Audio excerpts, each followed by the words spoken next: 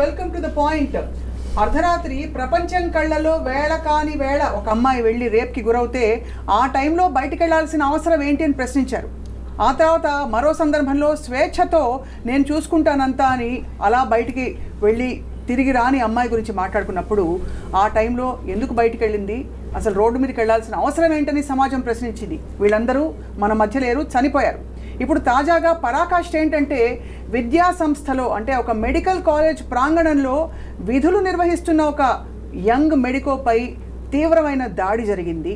ఆమెపైనే కాదు, దేశంలో ఉండే యావత్ భారతదేశ వనితలందరిపై దాడి జరిగినట్టు మనం పరిగణించాలి. రేప్కి గురైంది, మరణించింది. మళ్ళీ మరొకసారి మనం తలలు పట్టు కూర్చున్నాం, ఏం జరిగింది, ఎందుకు జరిగిందని చెప్పి. ఇదే అంశంపై తాజా డెవలప్మెంట్స్, కోల్కతా ఆర్జీకర్ మెడికల్ కాలేజ్లో జరిగిన క్రైమ్ ఇన్సిడెంట్ పై ఇవాల్టి analysis. I have with me Udumala Sudhakar Reddy గారు, very senior journalist and times of ఇండియాలో క్రైమ్ అండ్ ఇన్వెస్టిగేషన్స్ బ్యూరోకి చీఫ్గా పనిచేస్తారు. నమస్కారం అండి, స్వాగతం. కృష్ణకుమారి గారు, అందరికీ సుపరిచిత యాక్టివిస్ట్, మహిళల ఉద్యమాలపై చాలా వారు కృషి చేశారు. నమస్కారం అండి. అలాగే రమేష్ గారు, human rights activist and united human rights protectors council అడ్వైజర్గా ఉన్నారు. నమస్కారం అండి. ఫస్ట్ ఆఫ్ ఆల్ కేసు వివరాల్లోకి వెళదాం. అనేక రకాల కాన్స్పిరసీ థియరీస్ వచ్చిన నడుమ what is the latest, Sudhakar గారు? ఆర్జీకర్ హాస్పిటల్లో ఒక పీజీ ట్రైనీ డాక్టర్ని పక్కనే ఉన్న, అంటే హాస్పిటల్ వార్డుకి పక్కనే ఉన్న కాన్ఫరెన్స్ సెమినార్ హాల్లో రేప్ చేసి హత్య చేశారు. ఈ హత్య రేపుకి సంబంధించి సంజయ్ రాయ్ అనే వ్యక్తిని, ఒక పోలీసులో వాలంటీర్గా ఉన్న వ్యక్తిని అరెస్ట్ చేశారు. దీనికి సంబంధించి అనేకమైన వార్తలు, థీరీసు, రూమర్స్ బయటకు వచ్చాయి. ఇది గ్యాంగ్ రేప్ అని, లేకపోతే ఆమెకి ఇంజురీస్, పెల్విక్ బోన్ పగిలిపోయిందని, ఇంకా రకరకాల వార్తలు వచ్చాయి. అయితే ఇవాళ మనకి కొంత అటాప్సీ రిపోర్టుకి సంబంధించిన విషయం బయటకు వచ్చింది. అట్లనే ఫోరెన్సిక్ డిఎన్ఏ టెస్ట్కి సంబంధించిన రిపోర్ట్ బయటకు వచ్చింది. ఈ రిపోర్ట్లో ఏం తేలిందంటే లేటెస్ట్గా ఈ అమ్మాయి పెనుగులాడినప్పుడు తన గోర్లలో ఉన్న రక్తం కానీ చర్మం కానీ ఈ నమూనాని సేకరించి డిఎన్ఏ ఫింగర్ ప్రింటింగ్ చేసినప్పుడు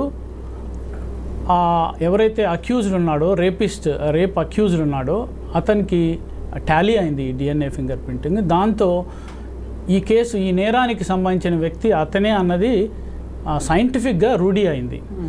అయితే ఇందులో ఎక్కడ ఇప్పటివరకు మనకు వచ్చిన ఇన్ఫర్మేషన్లో మల్టిపుల్ పీపుల్ ఇన్వాల్వ్ అయినట్టు ఎక్కడ రాలేదు. సో బట్ స్టిల్ అది ప్రోబ్లో ఉంది. అది సిబిఐ ఇవాళ చేస్తున్నది ఏంటంటే ఈ ఆర్జీకర్ హాస్పిటల్కి సంబంధించిన మాజీ ప్రిన్సిపల్, అంటే సస్పెండ్ అయిన ట్రాన్స్ఫర్ అయిన ప్రిన్సిపల్ని క్వశ్చన్ చేస్తుంది, సందీప్ ఘోష్ అనే వ్యక్తిని. దీనికి సంబంధించి అతని మీద కొన్ని ఆరోపణలు వచ్చాయి, ఇతనికి సపోర్టివ్గా ఉన్నాడు అన్న ఉద్దేశంతో. సో అదే మాదిరిగా కొంతమందిని ఇంకా క్వశ్చన్ చేస్తున్నారు అక్కడ. బట్ వాట్ వి సీ, ఇప్పటివరకు చూసిన దాని ప్రకారం ఒకే వ్యక్తి ఉండవచ్చు అన్నది మనకు వస్తున్న సమాచారం. అయితే స్టిల్ ఇది ఓపెన్ ఎండెడ్, ఇక సిబిఐ చాలా మందిని క్వశ్చన్ చేయాలి. అంటే ఏదో మొన్న వచ్చిన అప్డేట్ ప్రకారం 150 ml of semen was found అని చెప్పి దానికి సంబంధించి కూడా చాలా వార్తలు వచ్చినాయి. బట్ అది ఎక్కడ అంటే ఇప్పటివరకు అఫీషియల్గా ఎక్కడ నిర్ధారణ కాలేదు. బట్ ఈ మామూలుగా రేప్ కేసెస్లో అపార్ట్ ఫ్రమ్ ఇప్పుడు ఇక్కడ ఏంటంటే ఈ అమ్మాయికి బాడీ అంతా ఇంజురీస్ ఉన్నాయి నెక్ మీద. ఎందుకంటే it is found to be death by smothering and strangulation. Strangulation అంటే గొంతు పిసికి చంపటం, మాన్యువల్ అని చేత్తోనే. అట్లా స్మాదరింగ్ అంటే ముక్కు మూసి మూతి మూసి గాలి ఆడకుండా చంపటం. దానివల్ల ఆమె కాలర్ బోన్ ఇంజురీ కూడా అయింది. ప్లస్ బాడీ అంతా ఇంజురీస్ ఉన్నాయి, ప్రైవేట్ పార్ట్స్లో ఇంజురీస్ ఉన్నాయి. కానీ ఈ స్పెర్మటోజోవాని ఇంతవరకు అంటే ఇతని సీమెన్కి సంబంధించిన స్పెర్మటోజోవాని డిఎన్ఏ ఫింగర్ ప్రింటింగ్లో టాలీ అయిందా లేదా అన్న విషయం ఇంకా తెలియలేదు. బట్ ఒకటి వాస్తవం ఏంటంటే అక్కడ రేప్ జరిగింది, మర్డర్ అయింది. అది ఒక హాస్పిటల్లో 36 గంటల షిఫ్ట్లో ఉన్న ఒక ఉమెన్ డాక్టర్ మీద భయంకరంగా ఒక సేఫ్టీ లేని ఎన్వైరన్మెంట్లో ఒక పరమ కిరాతకంగా జరిగిన విషయం. అందుకనే దేశవ్యాప్తంగా అవుట్రేజ్ వచ్చింది. ఈ అవుట్రేజ్కి అనుగుణంగా అక్కడ మీకు బెంగాల్లో అనేక పరిణామాలు జరుగుతున్నాయి. Right sir, one final question. అంటే కేసుకి సంబంధించి వివరాలు మీ దగ్గర ఉన్నాయి కాబట్టి సుధాకర్ గారు, అంటే ఇది ప్రీమెడిటేటెడ్గా ఏదైనా జరిగిన ఇన్సిడెంట్గా పరిగణిస్తున్నారా అట్ దిస్ పాయింట్ ఉన్న డీటెయిల్స్లో? లేదు మామూలుగా సర్వసాధారణంగా జరిగే రేప్స్ ఏవైతే మనం చూస్తుంటాం అనేక కేసెస్లో, ఆ కేసెస్లో ఉండే ట్రిగ్గర్స్ ఇందులో ఉన్నట్టు తెలుస్తుందా? Is there a pre motive to murder her?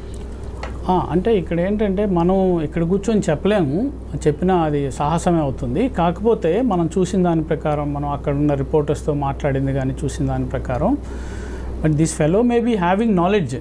ఇక్కడ ఈ అమ్మాయి డ్యూటీలో ఉంది, ఈ పక్కన సెమినార్ హాల్లో ఉంది, ఎందుకంటే అక్కడ అతను రెగ్యులర్గా వచ్చే వ్యక్తి కాబట్టి ఆ మోటివ్తో చేసి ఉండొచ్చు. బట్ ఇప్పటివరకు ఆమె ఏదన్నా మనసులో పెట్టుకొని చేశాడా, వేరే కక్షలు ఉందా అని మనకు తెలియదు. అది ఉండకపోవచ్చు. ఎందుకంటే జనరల్గా రేప్కు motive the behaviour of man. అంతే. మనిషికి ఈ రేప్ కల్చర్ మన దేశంలో ఎక్కువ ఉండటానికి, లేకపోతే కొన్ని సౌత్ ఏషియా దేశాల్లో ఎక్కువ ఉండటానికి, ఎందుకంటే ఈ మగ మనిషిలో ఉండే వికృతమైన ఆలోచన వల్ల వచ్చే పరిణామం అది. సో దానికి విక్టిమ్ ఎలా ఉన్నారు, ఏ డ్రెస్ వేసుకున్నారు, విక్టిమ్ ఎలాంటి వయసు ఏంటి, విక్టిమ్ మైనరా అనేది ఆలోచించని ఒక భయంకరమైన మానసిక రోగంతో, రోగం కాదు ఆ పైత్యంతో చేసే మనిషి బిహేవియర్ వల్ల వచ్చింది. సో దానికి మనం దీంట్లో ఇంకా కక్ష ఉందా అని అనుకోవటం అది ఈ మెటీరియల్. బికాజ్ మనం చూసాం కదా దిశా కేసులో కూడా she was waiting there, and లారీలో ఎక్కించుకొని అట్లా చేశారు. So I think that's more of ఈ మేల్ కల్చర్ వల్ల వచ్చిన పరిణామం. మాటలు రావట్లేదు కృష్ణకుమారి గారు, ఎందుకంటే బహుశా ఇది మనకి దేశవ్యాప్తంగా బాగా సంచలనం సృష్టించిన ఒక దారుణమైన రేప్ అండ్ మర్డర్. ఇలాంటి కేసులు, మర్డర్ దాకా వెళ్ళని కేసులు, బట్ రేప్కి గురైన అమ్మాయిల సంఖ్య మీరు చెప్పండి. గత 2 వారాల్లో మన తెలంగాణ రాష్ట్రంలో ఎంతమంది ఉన్నారండి మీకు తెలిసి? 15 జరిగాయండి. ఈ 15లో స్త్రీలు ఉన్నారు, బాలికలు ఉన్నారు, ఉయ్యాల్లో పాప కూడా ఉంది. 15లో లాస్ట్ మంత్ 15 జరిగాయి. వీటిల్లో చేసిన వాళ్ళల్లో ఎక్కువ మంది 13 సంవత్సరాలు 16 సంవత్సరాలు మధ్యలో వాళ్ళు ఎక్కువ చేశారు. ఒక అతను 24 ఏళ్ళ అతను, ఒక అతను అయితే అసలు సొంత తండ్రే చేశాడు. కానీ వీళ్ళందరిలో ఉన్న కామన్ పాయింట్ ఏంటంటే వాళ్ళు పోర్ను చూస్తున్నారు, గంజాయి తీసుకుంటున్నారు. ఇది కామన్ క్వాలిటీస్ వాళ్ళకి. ఈ పరిస్థితుల్లో అసలు నాకు అనిపిస్తున్నది ఏంటంటే అండి, మన దేశంలో వేరే దేశాలతో కంపేర్ చేసుకుంటే మనకు అసలు ఇక్కడ ఆడవాళ్ళని నేను గౌరవించమని పూజించమని చెప్పను, కానీ సమానమైన కనీసం స్థాయి, అసలు ఈమె కూడా మనిషే, నా తల్లికే పుట్టింది, నాతో సమానం అని ఏ అన్న చెల్లెల గురించి అనుకోడు. నేను పెళ్లి చేసుకుంటున్నాను, నా భార్య నాతో సమానమైంది, నా భార్య అవసరమైతే నాకంటే ఎక్కువ కష్టపడుతుంది అనే ఉద్దేశం భర్తకు లేదు. ఒక తండ్రికి తన కూతురి మీద ఉన్న ప్రేమ తన భార్య మీద ఉండదు. ఈ పరిస్థితుల్లో ఎక్కడన్నా చూడండి, మొత్తంగా చూసుకుంటే అంటే స్త్రీలందరూ మహాదేవతలు, వాళ్ళ వల్ల ఏమి సమాజానికి నష్టం జరగట్లేదు, అన్యాయం లేదు అని నేను అన్నను. కానీ ఎంత చేసినా మళ్ళీ విక్టిమ్ వచ్చేసరికి మహిళే అవుతుంది. అలాగే ఈవేళ డబ్బులున్న వాళ్ళకి ఒక న్యాయం, డబ్బులు లేని వాళ్ళకి ఒక న్యాయం జరుగుతుంది. జైళ్ళల్లో చూడండి ఎవరు ఉంటున్నారు జైళ్ళల్లో? డబ్బులు ఉన్న వాళ్ళు ఎవరు జైళ్ళల్లో ఉండట్లా. మహా ఉంటే ఎవరు ఉంటున్నారంటే ఆర్థిక నేరాల్లో ఉన్న వాళ్ళు జైల్లో ఉంటున్నారు తప్పితే అగ్రకులాల వాళ్ళు, డబ్బులు ఉన్నవాళ్ళు, మిగతా వాళ్ళంతా ఎస్సీలు, ఎస్టీలు, బీసీలే ఉంటున్నారు. అంటే న్యాయం కొనబడుతుంది, అమ్మబడుతుంది. ఇది ఒక భయం లేనితనం అయిపోతుంది. నేను ఇది తప్పు, నాకు తెలుసు తప్పని, చేసినా నేను బయటపడగలను అనే ధైర్యం కొంతమందికి. ఒక్కవేళ పోలీసులు పట్టుకుంటే పట్టుకున్నారు, పోయిందేంటి అని ఆలోచించేవాళ్ళు కొంతమంది. ఇతను బయటకు వచ్చిన తర్వాత సంజయ్ అనే వ్యక్తి అవును చేశాను, అరెస్ట్ చేసుకోండి అన్నట్టుగా మనకి తెలిసింది. అది ఎంతటి ఒక విధమైన అంటే నిర్లక్ష్యమా లేకపోతే చేయడం అంటారా? నిర్లక్ష్యం అండి. ఎందుకంటే మన దేశంలో బ్రిజ్భూషణ్ లాంటి వాడు రక్షించబడిన తర్వాత, గుజరాత్లో బిల్కిస్ బానోకి సంబంధించిన ఎవరైతే జైల్లో ఉండి సత్ప్రవర్తన ద్వారా విడుదలై వచ్చిన తర్వాత వాళ్ళకి ఎవరైతే పూజలు దండలేసి స్వీట్లు తినిపించారో, పైగా తినిపిస్తూ వాళ్ళు అన్న ఒక మాట ఏంటంటే బ్రాహ్మలు ఎప్పుడు ఇలాంటి పనులు చెయ్యరు అని ఒక స్టేట్మెంట్ పాస్ చేశారు ఆ రోజు. చేస్తే ఈ చుట్టూ చూసే వాళ్ళకి ఏమనిపిస్తుంది చెప్పండి?